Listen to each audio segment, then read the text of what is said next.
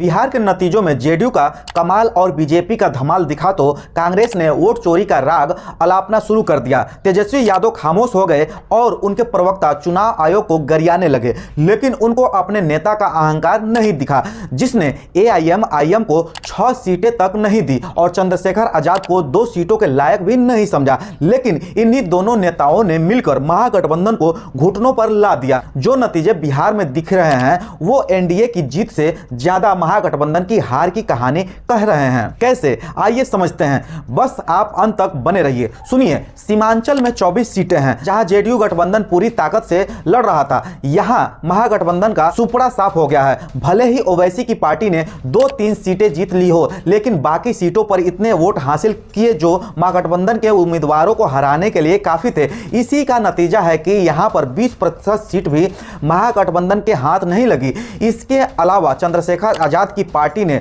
जिन सीटों पर चुनाव लड़ा वहां भी महागठबंधन को बड़ा नुकसान हुआ। जैसे आजाद समाज पार्टी के उम्मीदवार मोहम्मद इरफान को अच्छे वोट मिले और उनके अलावा कुटुंबा, डेहरी, चैनपुर, राजपुर और औरैया में भी आजाद समाज पार्टी ने खास असर डाला। अब बात इतनी भर ही नहीं है, बीजेपी ने भी महागठबंधन के वोट में सेंध लगाई और हार की गाथा में अपनी भूमिका निभाई।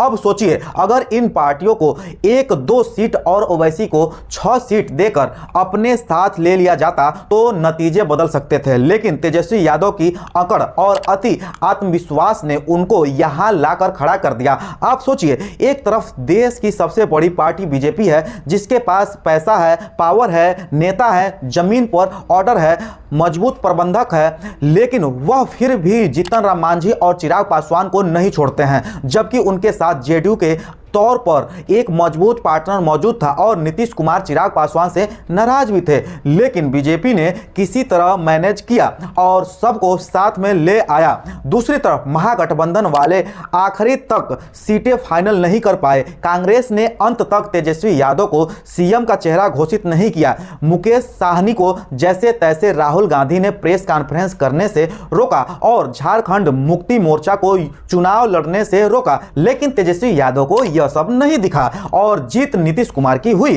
चुनाव से ठीक पहले जो उन्होंने महिलाओं के खाते में 10,000 डाले, उसका भी इस चुनाव में बड़ा रोल है।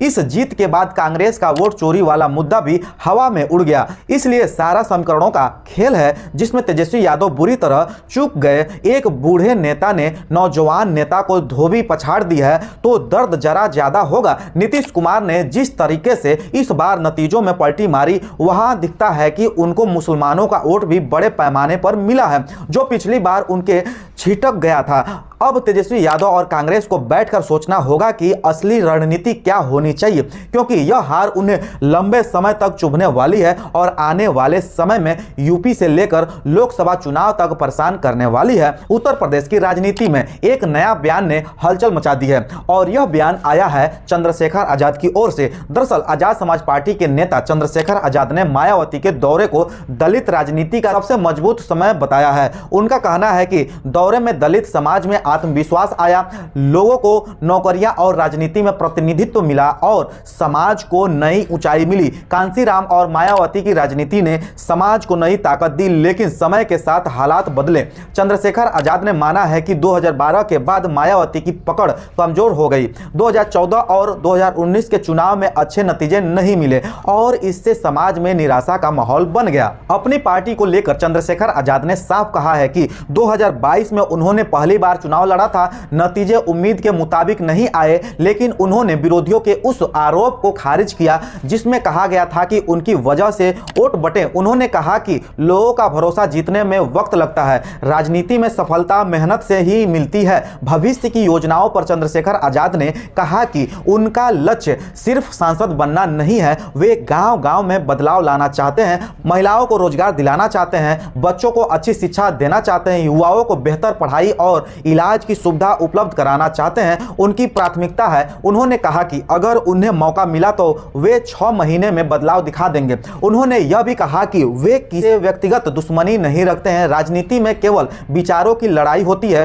किसान आंदोलन, भर्ती घोटाला और एनआरसी जैसे मुद्दों पर वे हमेशा जनता के साथ खड़े रहेंगे। अंत में चंद्रशेखर आजाद ने यह संदेश दिया कि यह तो बस शुरुआत है, असली बदलाव अभी बाकी है।